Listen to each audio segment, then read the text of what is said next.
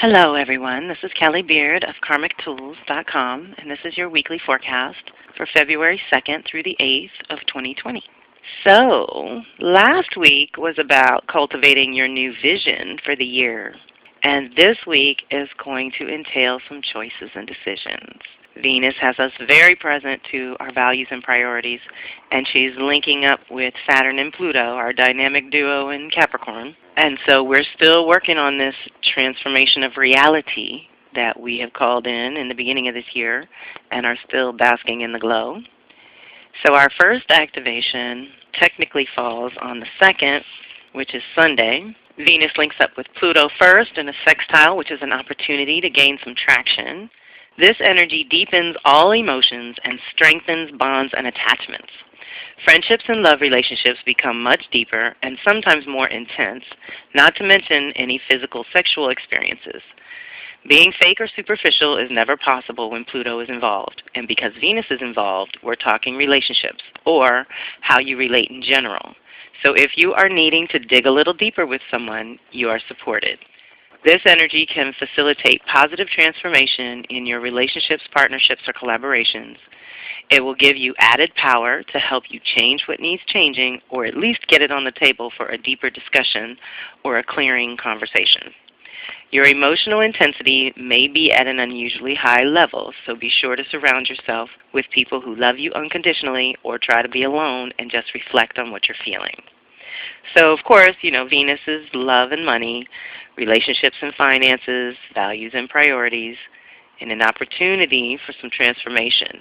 This usually is a little bit easier than a normal Pluto activation, certainly one with Saturn. And so remember, I also like to remind you of the order. So here we're doing transformation first, and then we're resetting the foundation. So on the 3rd, which is Monday, Venus is going to sextile Saturn.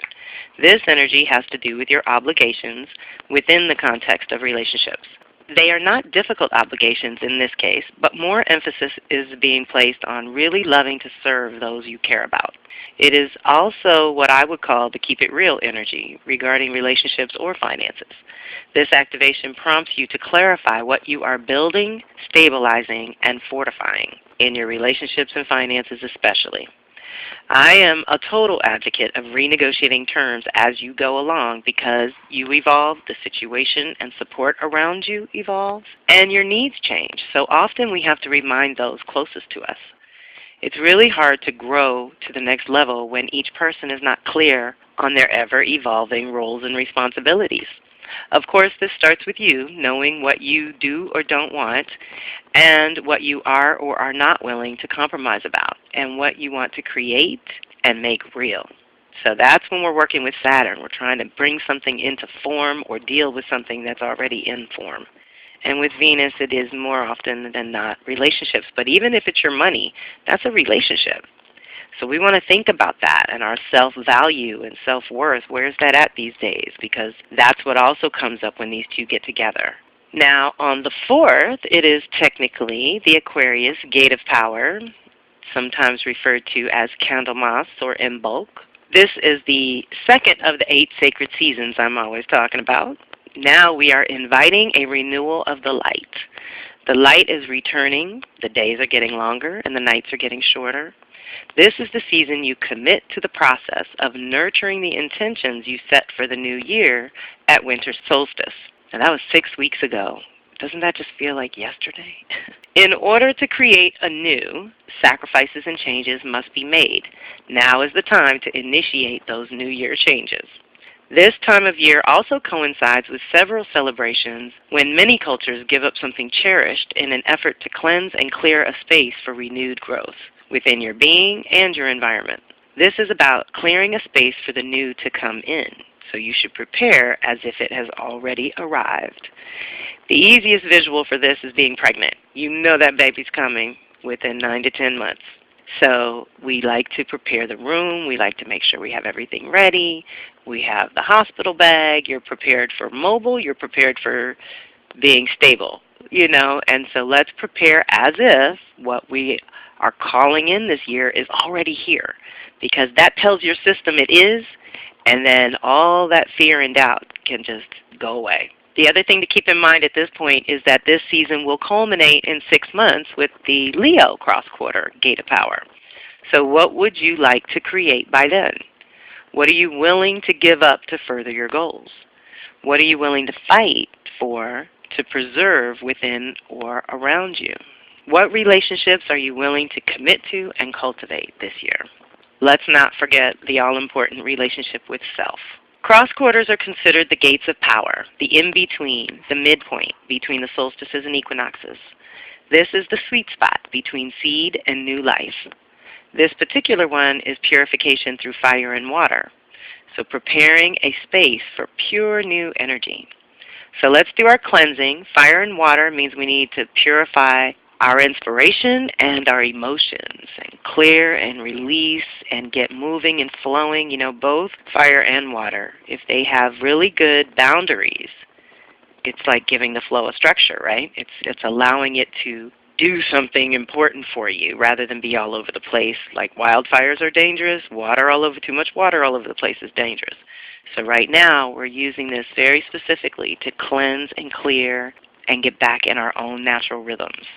And our last activation for the week is a Mercury-Uranus contact, so another sextile. So all opportunities this week and a midpoint. And you know my thing about midpoints. This is the midpoint between winter solstice and spring equinox. So whatever you want to launch in the spring, this is the time to get serious about it because we're right at the halfway point. And this Mercury-Uranus is helping us process. Mercury is about to go retrograde, so this is the first of 3 hits with Uranus. So prepare yourself for a little bit of an extension on this particular process. So this energy says it's time to go with the flow, new and different being the flow. So just expect that to extend all the way through spring equinox because the last hit falls 3/22. So Mercury is going to linger in Aquarius Pisces here in the early part of the year. So that's the department of your life that is getting a little bit of a data dump and a little bit of a mental body break. Maybe it's where your ideas and thoughts and concepts are bubbling.